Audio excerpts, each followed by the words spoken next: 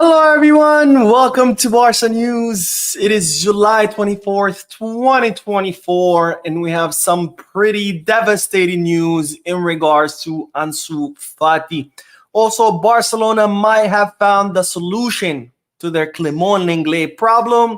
And finally, I'm going to tell you about the sponsorship agreement that could bring Nico Williams closer to Barcelona. We have a lot to discuss, so let's begin.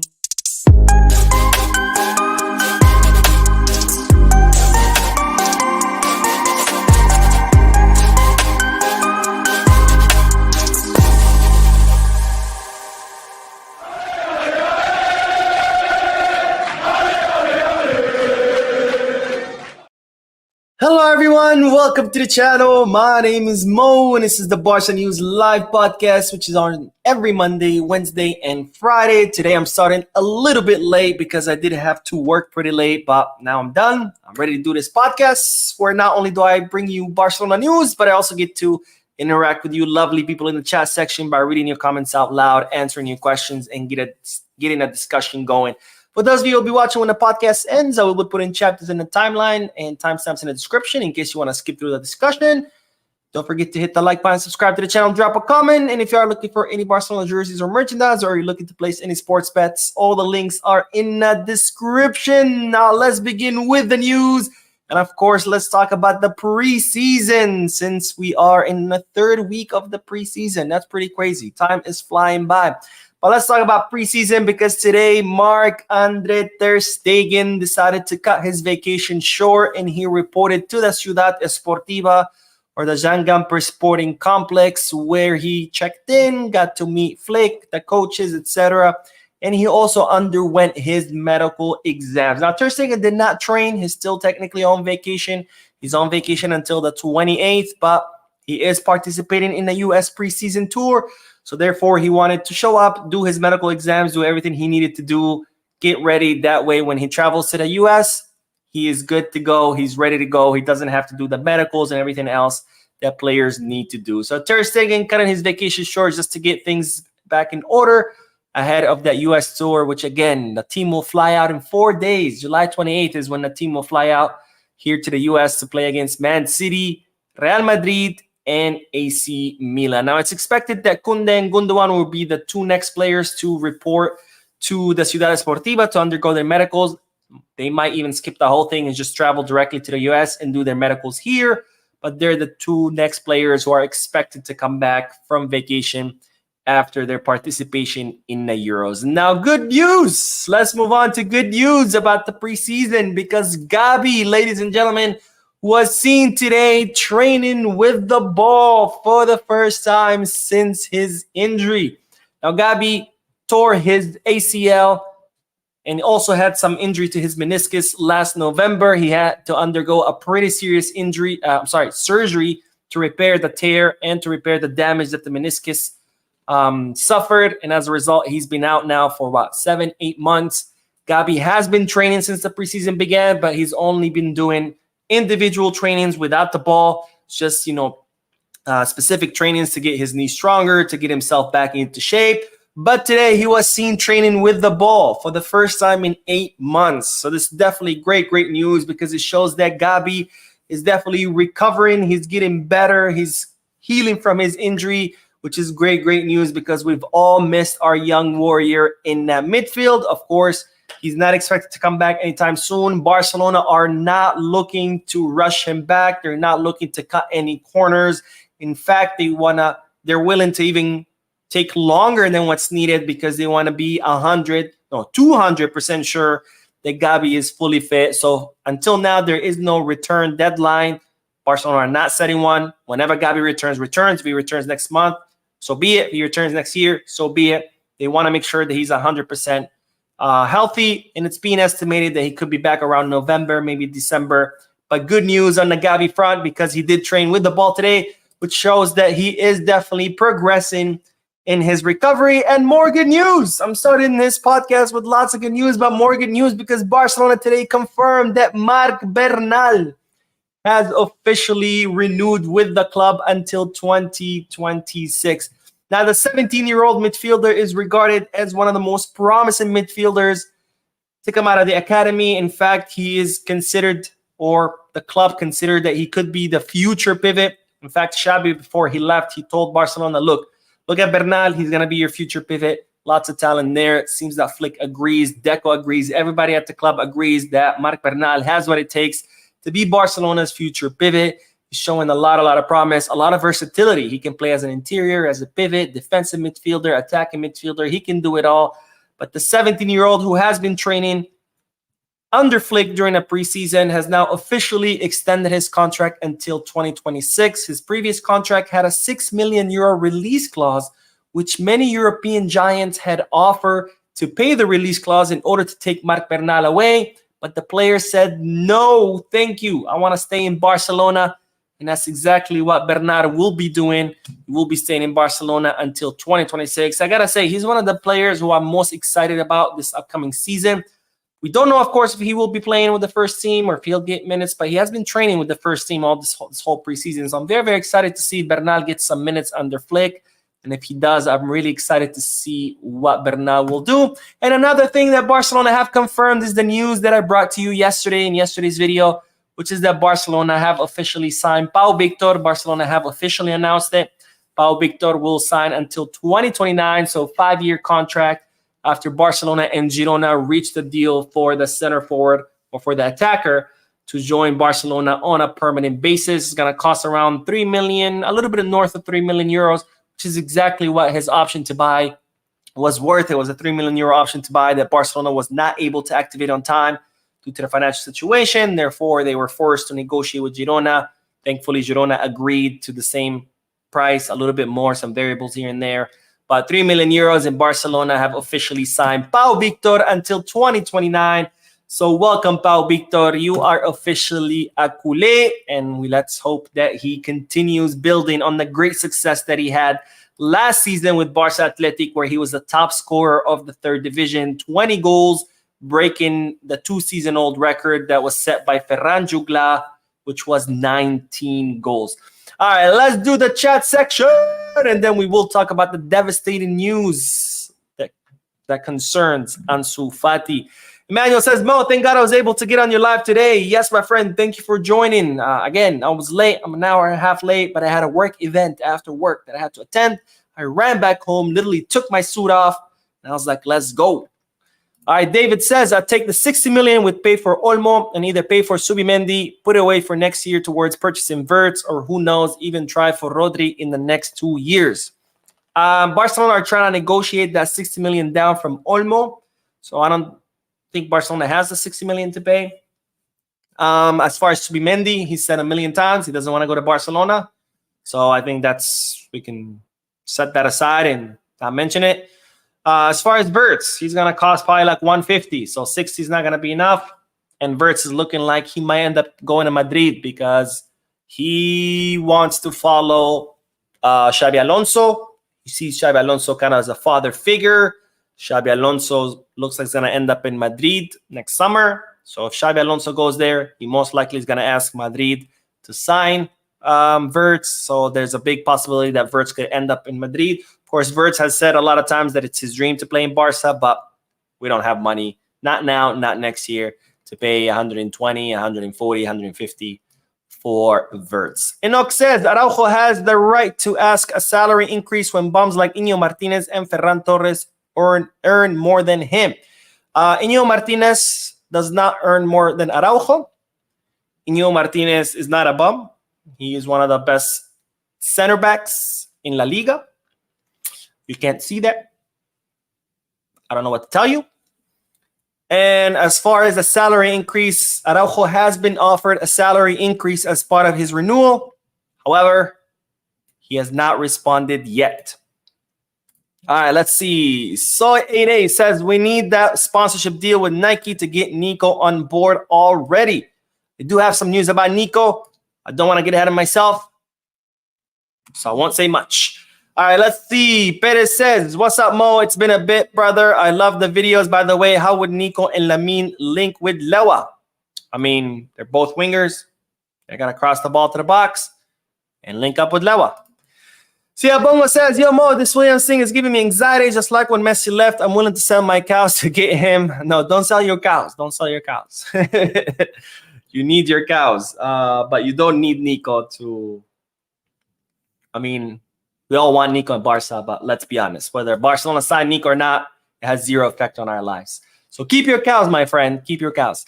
Anyways, let's talk about the next bit of news, which is some pretty devastating news because Barcelona have officially announced that Ansu Fati has picked up an injury during training. Now, as usual, Barcelona's statement or release, press release, whatever you want to call it, does not say much. It just said he picked up an injury and then his return will be determined by his progression as far as his healing, whatever. So not much there, but reports are saying that the injury that Ansu Fati has picked up is fasciitis, which is an inflammation of the foot, the bottom of the foot.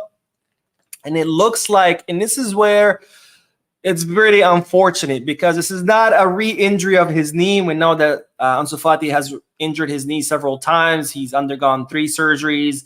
He was recommended a 4th one. He decided not to undergo with it. He instead did conservative treatment, which it's looking like it was a mistake. As a result, he's been continuously getting injured, re-injured. This injury has nothing to do with that. It has nothing to do with that previous injury. It seems that somebody stepped on him during training, or maybe he stepped wrong. Something has to do with stepping. And as a result, he got this fasciitis, which they're saying will sideline him from 3 to 4 weeks. And this is pretty devastating because it looks like Ansu Fati is going to miss the preseason tour. He will not travel with the team. And even if he does travel with the team, he's not going to get to play because he's out for 3 to 4 weeks. And that's really, really bad news because I feel like this was probably Ansu Fati's last chance to make it with Barca. When he came back from Brighton, Barcelona had already made up their mind. They were going to get rid of Ansu, whether it be a permanent transfer on loan. They were not counting on him at all. But then Flick came and said, I believe in him. I believe I can recover his form. Flick designed a specific plan with his conditioning coach for Ansu so he can recover that explosiveness, that speed, the movement, etc. So he can recover that form from before the injury. We know that Ansu Fati was doing really well during the preseason. He was training really well with the group. He was training really well on his own, following that special plan that Flick developed for him. Flick was pretty impressed. And all of a sudden, Barcelona had started to change their mind. They're like, okay, Ansu's doing great. Flick believes in him. Ansu's responding really well to all the trainings and to the specific plan that Flick designed for him. So it looked like Ansu Fati was getting his chance. He was going to stay. And boom, he gets this injury. And now I think, and this is not news, this is an opinion, but I feel like the door has closed on Ansu. Because again, this was his last chance, and now he will be out for the rest of the preseason. And between Barca needing to sell players, Ansu Fati's father pushing for Ansu's exit, his agent, Jorge Mendes, also pushing for his exit and offering Ansu to all kinds of clubs around Europe. And now with Ansu set to miss the preseason, I have a feeling that we might have seen the last of it. It's pretty sad because we're talking about an academy player, someone who came up through our academy, someone who loves the club, someone who's incredibly talented, someone who's very skilled. And it's very sad, and young too. He's only 21, and it's very sad to see his career just being destroyed pretty much by these injuries. I wish Ansu a fast recovery. I wish him the best, but I have a feeling that this might be it. And I have a feeling that Barcelona will push for his exit now. Of course, we know that Sevilla are willing to wait for Ansu until the final days. Garcia Pimienta, who was Ansu Fati's coach in Barca Athletic, he's now the coach for Sevilla. He wants to get Ansu back or coach Ansu again. So we'll see if Sevilla will want him again, because here's another problem. Not only does this injury will most likely mean that Barcelona will want to push him out, but this also is a problem because now are all the clubs who were interested in taking Ansu on loan or permanent transfer, are they going to still be interested now that Ansu's going to be out? Now, of course, his injury is not serious. It's just fasciitis. It'll take 3 to 4 weeks to resolve. So it's not as bad as trying to sell someone like Dest, for example, who's going to be out until January. Thank God we sold him. But it's definitely a problem. We'll see what's going to happen, but I don't have a good sensation in regards to Ansu Fati staying. It looks like he's most likely going to end up leaving. So we'll wait and see. All right, let's do more comments. Bill says, hi, Mo. Thanks for the update. I'm watching you live from Monrovia, Liberia. Thank you, my friend, for tuning in and for your comment. Andre says, hey, Mo, thanks for the update. Watching from Jamaica. What about Nico Williams' deal? I'll talk about Nico Williams in a little bit. I don't want to get ahead of myself. Ross says, hey, Mo, is the Nike deal done? If not, when then? We need boom, boom. The Nike deal supposedly is done. It just needs the final little details, last bits of, I guess, the loose ends to be tied up. That's what it needs. As I reported, what was it, like 2-3 days ago, Laporta and the board of directors are hoping to finalize everything by the end of this week before they travel to the US. So that means Nike deal and Barca Vision deal. Is it really going to happen? I don't know. I don't know if it's going to happen by the end of this week because Barca have been telling us for a while, Nike deal is done. We'll sign it next week. We'll announce it the following week. We'll announce it the following month. We'll announce it yesterday. And it's like, you just keep pushing and pushing and pushing. Is the Nike deal going to happen? Yes. When is it going to happen? I don't know. I don't know if it's by this weekend or if it's by next month. It's going to happen. We'll see when. And I know people are getting frustrated, but as I've explained before, the reason these deals take very, very long. We're talking about a multi-billion-dollar deal. You know, if it's 10 years, 100 million euro per season, that's a 1 billion plus the signing bonus. Plus talk about all the bonuses, variables. I mean, there's so much in this deal that the fact that they could finalize it by this summer is actually a miracle. So I know people are like, oh, Barcelona moving slow. They're not. These deals take months, sometimes years to be negotiated. And this is, I'm telling you this as a lawyer who has seen deals like this, much smaller than this, take way, way longer. So these deals take a lot of time. You have to be patient. It's going to happen. When it's going to happen, we'll see. They're saying by the end of this week. I'm not holding my breath because I've heard 20 different deadlines by now. Anyways. All right, let's see. We do have a donation from the Angry Spark who says, sorry I'm late. The Legend Mo competing with the POTUS for an airtime audience. Oh, that's true. He is. Oh, my God. I totally forgot about it. Do you, bro, and continue being greatness personified, Vizcarra. Thank you, my friend. For those of you who are outside the U.S., if you don't know, our president, Joseph Biden, he was running for re-election. He decided not to run anymore. And today, he was supposed to address the nation from the White House at 8 p.m., which is when I started the podcast. I had completely forgotten. So definitely not trying to compete with that. But a lot of my audience is from outside the U.S., so I'm sure you guys don't really care what our president is saying from the White House. Anyways, let's get back to the news, and then we will do more comments. But let's talk about Clement Lenglet, because Barcelona might have found a solution to their problem, this French problem, this pain in the ass problem, Clement Lenglet. I can't believe it's been all these seasons. We've seen Messi leave, we've seen Suarez leave, we've seen Piqué, Jordi Alba, Busquets. I mean, we've seen some of the biggest legends of the club leave, and this freaking guy is still here. Like, what the? Thanks a lot, Bartomeu, for renewing Lenglet until 2026, giving him an incredibly high salary that nobody can afford. In fact, all these times that Lenglet has gone out on loan, whether it be Aston Villa or whether it be Tottenham, Barcelona has had to pay for half of his salary because, again, nobody can afford that salary. So thanks a lot, Bartomeu. But Lenglet, of course, Barcelona do not count on. They're trying to get rid of him. They have received a lot of interest, but the interest is either not satisfactory to Barcelona or not satisfactory to Lenglet himself. For example, Saudi clubs, they're willing to pay for him. They're willing to cover his whole salary, but Lenglet doesn't want to go to Saudi. Then we have some Serie A and Premier League clubs who are interested in Lenglet, and Lenglet could be interested in going to them, but they're not willing to cover much of his salary, which, again, that's not okay for Barcelona. But now enter a new club, and this time is Besiktas. Turkey, man. Turkey are signing everybody left and right. I don't know if they're trying to compete with Saudi or trying to compete with European clubs, but Besiktas, Turkish league have been making a lot of signings this summer, and it looks like it's Besiktas' turn to make a big signing, and they want to sign Lenglet. Now, there's two options. They either take him out on loan, and if they do, they're willing to cover most of his salary, and that would be satisfactory to Barcelona, of course. Or the second option will be Besiktas sign Lenglet on a permanent transfer. However, they're only willing to do that if Lenglet and Barcelona reach an agreement to rescind his contract. Now, Barcelona had already offered Lenglet to rescind his contract a few days ago. Told you about it in a separate video. He said no, but we'll see how he responds to Besiktas' interest. For now, Lenglet hasn't said anything about Besiktas, but if he does agree to go there, if it's on loan, Besiktas will cover most of the salary, so that's great news for Barcelona.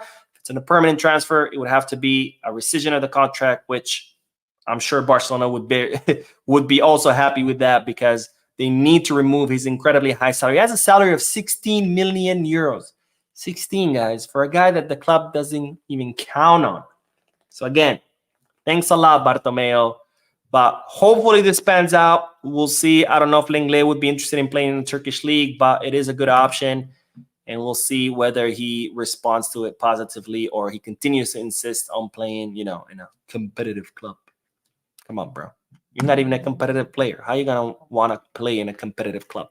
All right, let's see. What else are you guys saying? And let's do comments. Then we'll talk about Nico Williams. I know you guys are waiting for that news. All right, King Atten says, Mo, great job, bro. St. Lucia in the house. Let's freaking go. Shout out to all my Caribbean brothers. I love the Caribbean, by the way. Zacherbon. He says, hey, Mo, I read somewhere that Hansi Flick assured Ansu that nothing has changed regarding his plans for him, but I don't remember if the source is reliable. I don't know. Not as far as I know. We'll see. I'm sure we'll have more news tomorrow. Remember, the players just got injured today. So I'm sure there's going to be some planning, some discussion. Flick, I'm sure we'll have to discuss it with his staff. I'll have to discuss it with the club. And they'll have to discuss it with the entourage of Ansu. So there's going to be some talks to be had. I don't know how reliable this news is, given that the news that the injury happened was just today. I don't know if that's enough time for the club and Flick and his staff and everybody sit down and do an assessment of what they should do with Ansu next, But we'll see. I'm sure we're going to have a lot more news tomorrow. All right, let's see. Patson says, I hope Barca can bring Nico, and I'm happy that Nico wants Barca. Thanks, Mo. Patson from Zambia. All right. Shout out to the African continent who are always in the house. And Ross says, thanks, Mo, for explaining thoroughly, mate. I thought I could easily just carry their Samsonite briefcases for them to hurry up. If those Samsonite briefcases are full of cash, I'll help you too. A couple of those suitcases might end up disappearing, but the club can afford it.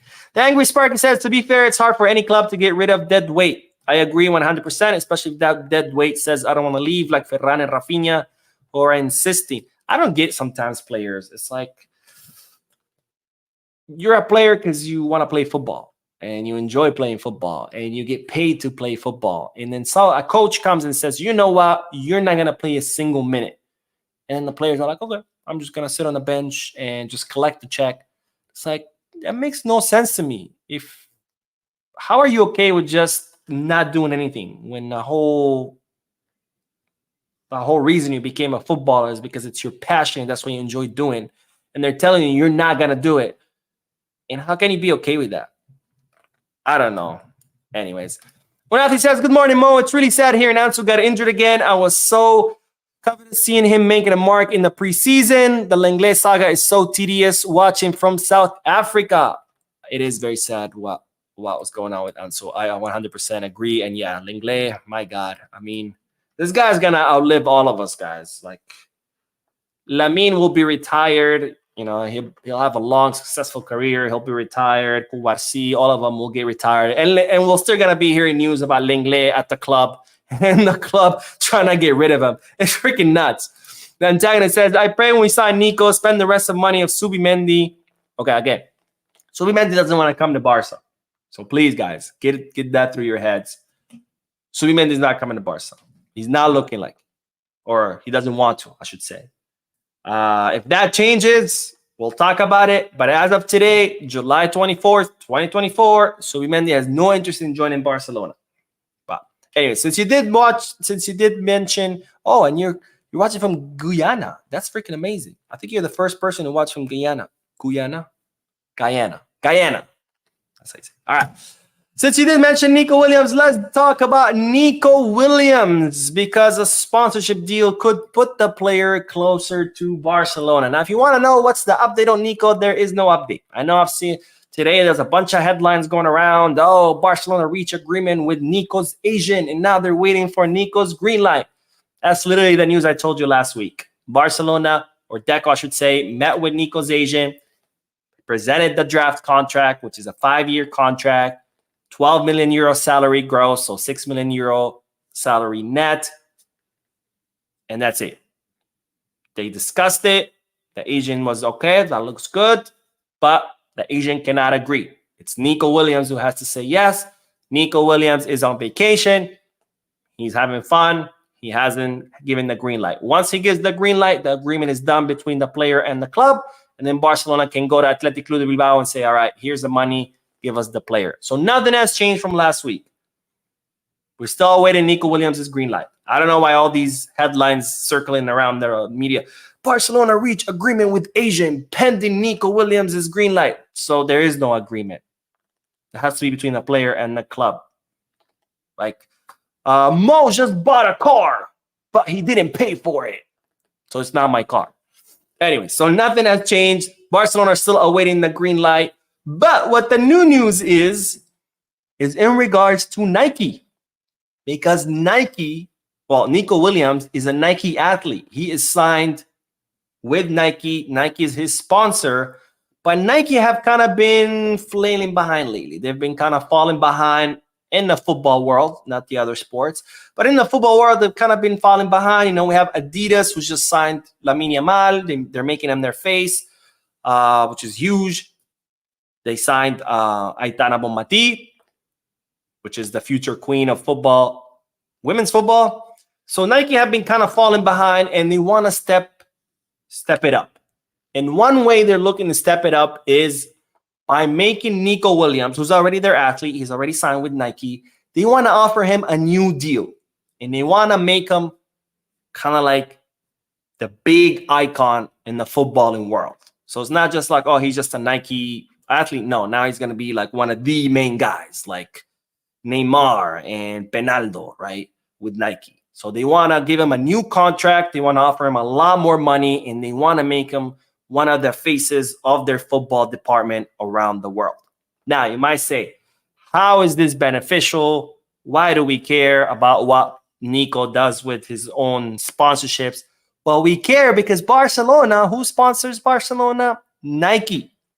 So having Nico Williams play in Barcelona is very beneficial for both Nico and for Nike from the financial perspective. Because Nike, since that's their athlete, having them play in a team that's dressed in Nike, that's beneficial for Nike because, their own athlete is playing for a team that they sponsor as well. And for Nico, it's also beneficial from the marketing perspective because what's going to sell more? His face, him being the face of Nike as Athletic Club de Bilbao player, or him being the face of Nike as a Barcelona player, regardless who dresses Barcelona, which it is Nike. Again, double whammy there.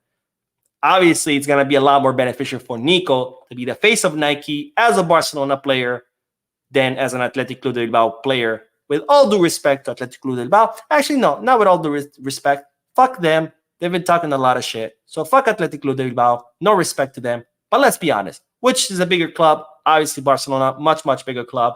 So it would be a lot more beneficial for both Nike and Nico for him to end up in Barcelona. And this could, I'm not saying it will, but this could definitely influence the decision of Nico to greenlight the operation, which we already know he wants to play in Barcelona. But now you have Nike saying, hey, man, we're going to pay a lot more money if you end up there too. That's definitely going to push him even closer to the club. Anyways, that's the news. Again, no new updates in regards to the signing. We're waiting his green light, and that's it. But Nike could end up helping, pushing Nico to come to us faster. All right, let's see. Chama Chungu says, finally, I have found you live. You are doing a great job. Keep it up. Chama from Zambia. Thank you, my friend. Thank you for joining the live and for your comment. Nathan says, do you think Flick will try to keep Lenglet? No. Nobody counts on Lenglet. Not even Lenglet's mom counts on Lenglet. If you ask for his mom, she probably says, my son sucks. I'm kidding. I'm sure his mom loves him, but no, nobody counts on it. Let's see. Azzy Snipes. Hello, Mo. What do you have to say on the news? Romero burst out this evening. I'm from Sierra Leone. You're going to have to be more specific, my friend, because Gerard, talk about Gerard Romero, right? He has published a lot of news today. Alavi says, Mo, please pray for Fati because we need him. I've been praying for Fati for a very long time. I would love for Fati to stay. But after today's injury, the chances are very, very, very slim. I'm not saying it's not going to happen. Again, like I said, that's just my opinion. I'm not telling you this as news. I'm not telling you Barcelona have decided no more Fati. No. That has not happened. I'm just saying my opinion. My feeling is that after today's injury, we might have seen the last of Ansu because this was kind of his last chance. The club wanted him out. Flick said, no, keep him. I can recover his form. And then he gets injured again. I don't know. I just see it very difficult to try to justify it to the club. Like Flick trying to go to a club and justify, hey, let's keep him. Because they were like, no, we wanted to get rid of him because he's always injured. You tell us to keep him. We agree. And now he's injured again. It's going to be very, very hard to justify him staying. I really hope I'm wrong. But it's not looking good. All right. Jovan says, Mo, you understand why we need proper depth in the squad, Olmo, etc. Fati out, injured Barca players are too injury prone, hence lack of reliability. Barcelona players are not too injury prone. There's actually been studies done on this. I'll try to look for it that compared the injuries of all clubs. And all the top clubs had the same rate of injuries, whether it was Madrid, Manchester City, Arsenal, you name it. They all had the same. So, no, there's nothing special about Barcelona. I know it might seem like it that way, but that's because you're paying attention to Barcelona's injuries versus paying attention to other clubs. For example, Madrid had like half their squad injured last season. So, no, there's nothing special about Barcelona's injuries. They're on par as every other club out there. As far as depth, we're talking about we have 10 midfielders and we only employ 3. You're telling me 10 is not enough for 3 positions? I understand the whole depth thing, but do we really need Olmo when we have, Gavi, Pedri, Frankie, Gundo, Romeo, Fermin, Bernal, Unai Hernandez, Noah Darvic? Have plenty of midfielders. Do we really need to spend 60 million on Olmo? We don't. Would it be nice to have him? Sure. Is he a good player? Sure. But do we have to spend the very little money we have on a position that doesn't need to be reinforced? That's the question. If the club was healthy and everything is great and we have money and we have financial fair play, by all means, sign him. I don't care. But we're talking about having very little money and we have to really focus our money on the most important things. And you're telling me that Olmo is the most important thing? It's kind of like if you were struggling, God forbid, if you were struggling for money and you're counting your pennies every month and you have a choice between buying bread and milk versus buying a PlayStation, what would you spend your money on? If you're doing financially great, by all means, buy your PlayStation, buy 20 PlayStations. But if you're strapped for cash, you're telling me you're going to prefer to buy that PlayStation over the bread and milk that you need? And that's the thing with Olmo. I'm not saying he's bad. I'm just saying, do we really need to spend the very little money on him when he's a luxury more than a necessity? Because Nico is a necessity. We need someone for the left wing because we have no one for the left wing. That's a necessity. Olmo, not a necessity, a luxury. Jose says, bro, Barca's pissing me off if they get Olmo and don't invest in a good striker like Julian Alvarez. Don't feel confident about Roque. Reported 70 mil. Thoughts? Julian Alvarez is not leaving for 70 mil. His market value his transfer market value, I think it's 90 or 100, close to that. He has a contract until 2028. So that means that Man City have no reason why to sell Julian for under market value. The only time players get sold for under market value is when the player is nearing his contract expiration.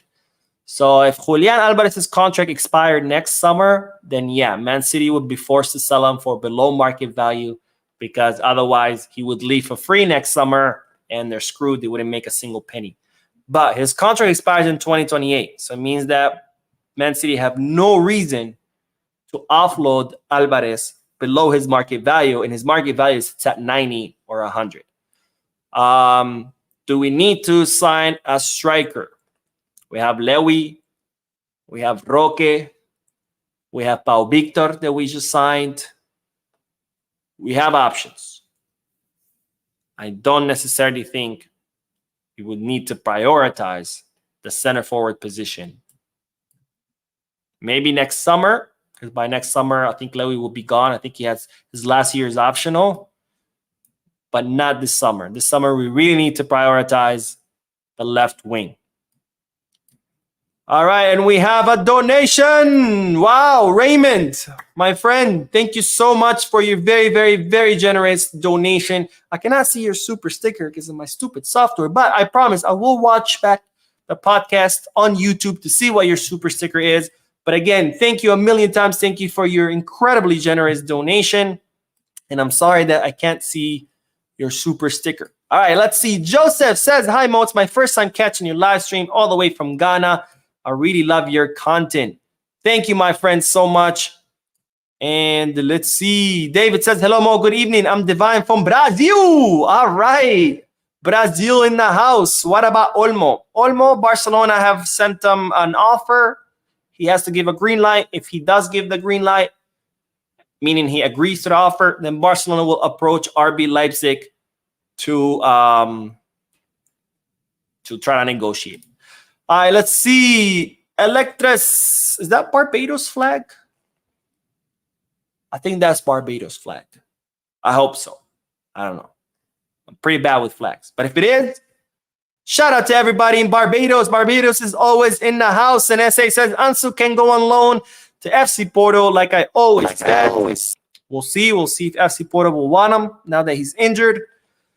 Let's see. Alavi says, Mo, please, can Barca win La Liga this season? I hope so. Unfortunately, I have no control over that. If I did, Barca would be champions every season. Bubakar says, it's not necessary to send Danny or more. We have a lot of mixed players. I agree with you 100%. Let's see. Sundar says, why Flick is not signing Guido? He is a free agent because he is not a player that Hansi wants. You know, just because a player is free agent doesn't mean you have to sign him. Barcelona had reached a pre-agreement with Guido. He was supposed to arrive because Xavi wanted him. Flick came, looked at him, said, no, thank you. So they each went their way. And Kara King says, Mo, is there any more news on Victor's training? Are you talking about Vitor Roque? Because if so, he's doing the preseason, and that's all we know. Flick has not made a decision yet. I imagine that Flick will make a final decision on who gets to stay and who gets to leave probably once the tour has begun, because I'm pretty sure Flick now has a good idea on the players and what they're capable of, but he's only seen them in training. So I'm sure he wants to see them in matches during a preseason, and then by then I'm sure he'll have even a more clearer picture and a final decision on whether Vitor Roque will stay, whether he get loaned, sent out, or sold. But I'm pretty sure Flick is going to want to see these players during matches. And one more. But Sanjok says, bro, do you have any meetings planned for the Barca's match in New Jersey? I won't be going to that match. Like I've said before, I don't like to go to preseason matches in the U.S. The tickets are ridiculously expensive. It's honestly cheaper to fly to Barcelona and watch a match there. The pitches or the fields are always in horrible, horrible state. It's summer, so it'll be blazing hot. And we won't see anyone. We're mostly going to see Barca Athletic players. Lamine is not even traveling. If Nico gets signed, he's not going to travel either. He's going to stay back. Ferran's not going to travel. Oh, no, we're not going to get to see Ferran. Just kidding. And then usually, even the starters who do fly out, they play for like 15, 20 minutes. So I don't see the point of spending so much money sitting in the heat to watch a friendly match with a bunch of Barca Athletic players. By the way, I have seen Barca Athletic play an official match in Spain. Again, I'd rather save my money, fly to Barcelona, than watch a preseason match here in the U.S. All right, let's see. One more. Nelson says, hello, Mo. When the other players will join the team? I am Nelson from Liberia. So Ter Stegen, Ilkay Gundogan, and Jules Koundé are set to join the team in the preseason tour. So the 28th, their vacation's over. They'll get reincorporated. Christensen and Lewandowski are already training. I think Rafinha is also set to come back at the same time as Gundogan, Koundé, and Ter Stegen.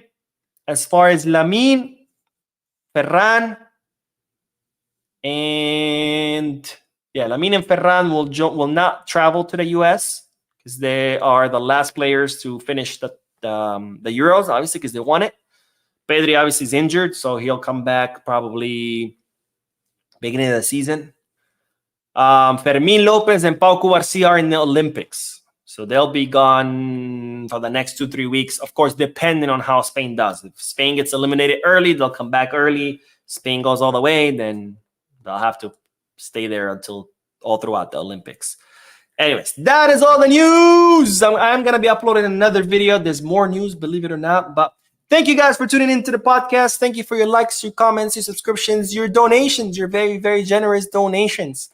Don't forget to hit that like button, subscribe to the channel, drop a comment, and as always, Visca Barça.